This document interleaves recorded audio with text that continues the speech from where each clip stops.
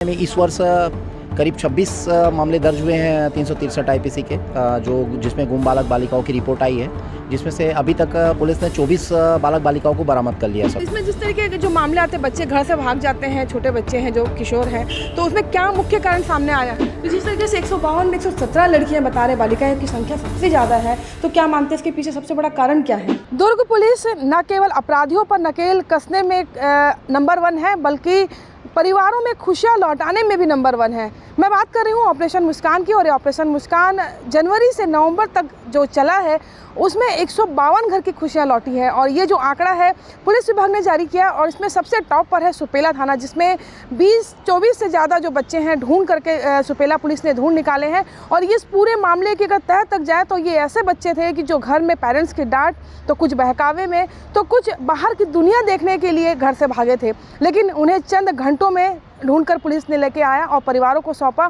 और क्या कुछ इसमें खास था, सुपेला थाना प्रभारी हमारे साथ में है, और इस पूरे जो साल भर का अभियान था उसमें ऐसे कई केस होंगे कि जो अनसॉल्व जैसे होंगे, लेकिन आखिरकार उसमें बच्चों को ढूंढ निकाला गया।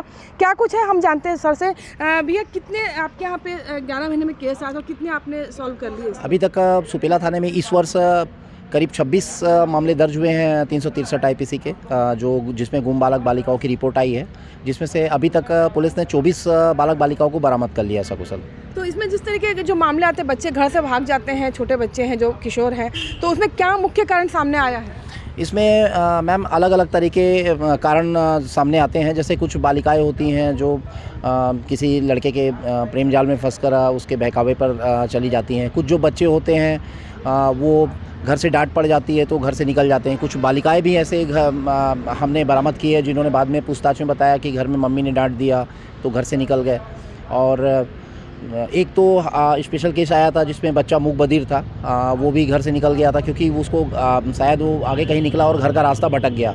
फिर बड़ी मुश्किल से उसको मशक्क़त के बाद पुलिस ने सकुशल बरामद किया और परिवार वालों के हवाले किया। तो अलग अलग कारण रहे हैं इसमें। तो जिस तरह के बच्चे जब आते हैं आपके पास में, जब ढूंढ निकालते हैं, तो काउंसलिंग में क्या चीज़ें सामने आती है? सोशल मीडिया कितना इसमें जिम्मेदार है? मैम काउंसलिंग में जब बच्चों की काउंसलिंग की जाती है तो ये चीज़ें समझ आती है कि बच्चे वो वाकई में मासूम रहते हैं, उनको समझ नहीं रहती है दुनियादारी की। बाद में जब आते हैं तो काफ़ी पछतावा भी, कई बालिकाएं और बालक अपने को ऐसे भी मिले हैं जो बाद में पछतावा करते हैं। कई बार क्या है, घर से निकल जाते हैं, फिर वापस आने में वो डरते रहते हैं कि घर जाएंगे तो डांट खाएंगे, 1 दिन हो गया, 2 दिन हो गए, लेट हो गए। तो अलग अलग कारण रहते हैं और अलग अलग चीज़ें हम लोग को काउंसलिंग के दौरान पे मिली है। मेरा तो यही कहना है इस संबंध में कि बच्चों को अगर पेरेंट्स सही ढंग से अगर खुद से काउंसलिंग करके घर में रखे तो इस टाइप की घटनाएं भी नहीं होंगी।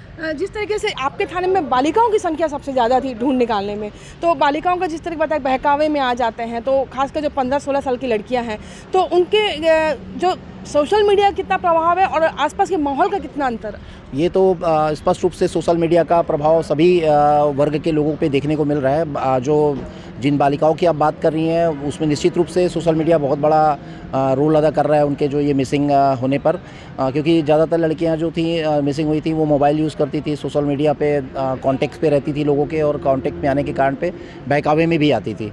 तो इसके लिए भी निश्चित रूप से सोशल मीडिया जो है वो घर वालों को चाहिए कि घर में अगर बच्चे मोबाइल यूज़ कर रहे हैं ऑनलाइन पढ़ाई के लिए या किसी भी चीज़ के लिए यूज़ कर रहे हैं तो उस पर ज़रूर नज़र रखें। सबसे ज़्यादा जो कठिन केस कौन सा आपके जो सॉल्व हुआ, सबसे ज़्यादा अचीवमेंट जो आपको लगता है कि वाकई ये केस बहुत कठिन था और इसको जल्दी अचीव कर लिया? मैम बच्चों की बात करें तो हर मामला अपने आप में स्पेशल होता है, हर मामला कठिन होता है क्योंकि बच्चे मिस होते हैं। इसमें बहुत सारे बच्चे ऐसे भी होते हैं जो मोबाइल यूज़ नहीं करते हैं। एक मैंने जिस केस की बात की थी, एक बच्चा मूक बधिर था जो मिस हो गया था, उसमें काफ़ी करीब 150 से अधिक हमने शहर के अंदर की फुटेज हमने देखे। और उसमें सबसे अजीब बात ये थी कि लगातार हमको ये पता था कि वो बंदा बाहर नहीं जा पाया है, ये आसपास भिलाई के आसपास ही घूम रहा है। तो जब उसको हम लोग बरामद किया और जो पता किया तो वो यहाँ से उस बच्चे को ट्रेन देखने का शौक़ था। तो मूक बधिर था, किसी को बोल सुन नहीं पाता था, उसको ट्रेन देखने का शौक़ था। तो स्टेशन में घूम रहा था वो, स्टेशन पे एक ट्रेन में बैठ के दूसरे स्टेशन में उतर जाता था, फिर वहाँ से बैठ के तीसरे स्टेशन में आ जाता था।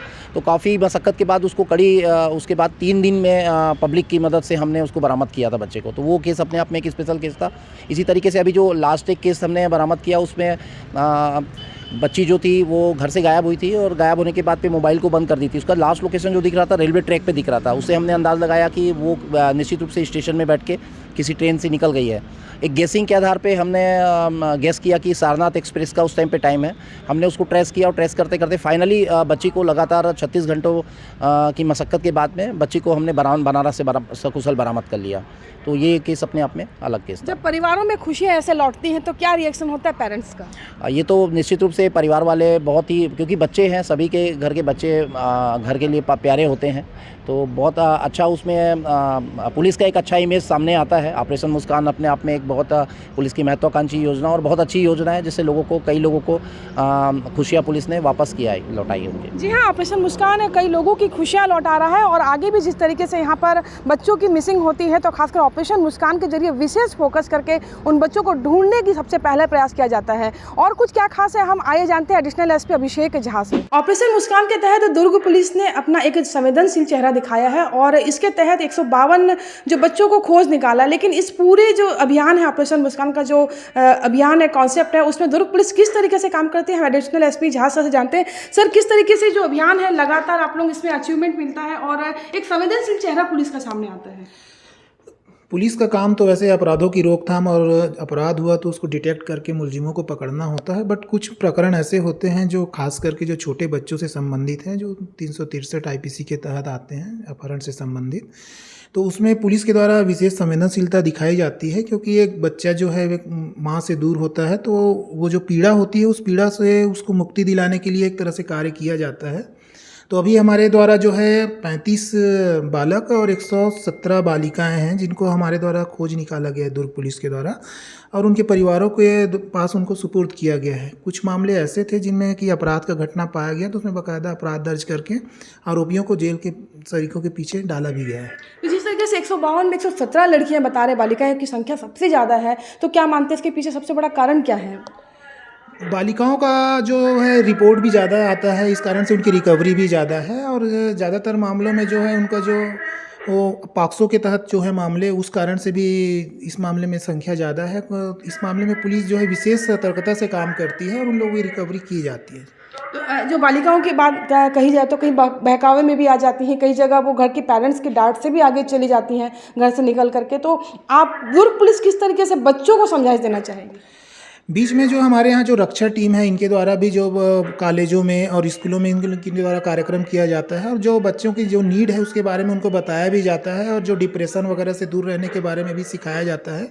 और विशेष परिस्थितियाँ होने पे पुलिस के द्वारा जो हमारी जो AICUW जो विंग है वो इस संबंध में बेहतर कार्य कर रही है, और उनके द्वारा बीच बीच में अलग अलग जगहों में कार्यक्रम भी इस संबंध में आयोजित किया जाता है, और धीरे धीरे लोगों को इसके बारे में जानकारी मिलेगी और अपने बच्चों के साथ वो बेहतर व्यवहार भी करेंगे, जिससे बच्चे घर छोड़ने पे मजबूर ना हों। जी हाँ, ऑपरेशन मुस्कान कहीं ना कहीं बच्चों से जिस तरीके से जुड़ा हुआ है, खासकर बालिकाओं की अगर बात करें तो बालिकाओं की जो कोमल मन में एक जो चीज़ें सिखानी होती कि बच्चों के लिए क्या सही है क्या गलत है, खासकर बैड टच गुड टच तो सिखाते ही, लेकिन रक्षा टीम के जरिए और जो टीम है यहाँ पर महिला पुलिस की, उसमें जो खासकर स्कूलों में जाके जो ट्रेनिंग दी जाती है कि किस तरीके से बच्चों को जो बहकाने की कोशिश की जाती है, चाहे वो बालक हो या बालिका हो, तो उन्हें हम कैसे पहचानें, उनसे हम कैसे सुरक्षित रहें, और अगर हमारे साथ कुछ गलत होता है तो हम पुलिस तक अपनी बात कैसे पहुँचाएं। तो ये सारी ट्रेनिंग लगातार दुर्ग पुलिस देती है। और अब बता दूं कि छत्तीसगढ़ में दुर्ग पुलिस जो है लगातार इनोवेटिव कार्यक्रम करती है, और इनोवेटिव कार्यक्रम के जरिए लोगों को जागरूक भी करती है हर विषय पे। तो खासकर जो बच्चों से संवेदनशील जुड़े मामले होते हैं उस पर भी खासकर बाल मित्र जो थानों को बनाया गया है, बच्चों से जो चाइल्ड फ्रेंडली थाने के कक्ष बनाए गए हैं। तो ये सब इसी वजह से है कि ताकि बच्चों के साथ अगर कुछ होता है तो वो एक अच्छे फ्रेंडली माहौल में अपने साथ आप बीते भी बता सकें। तो कुल मिलाकर ऑपरेशन मुस्कान के जरिए जो हमारे जिले में खुशियाँ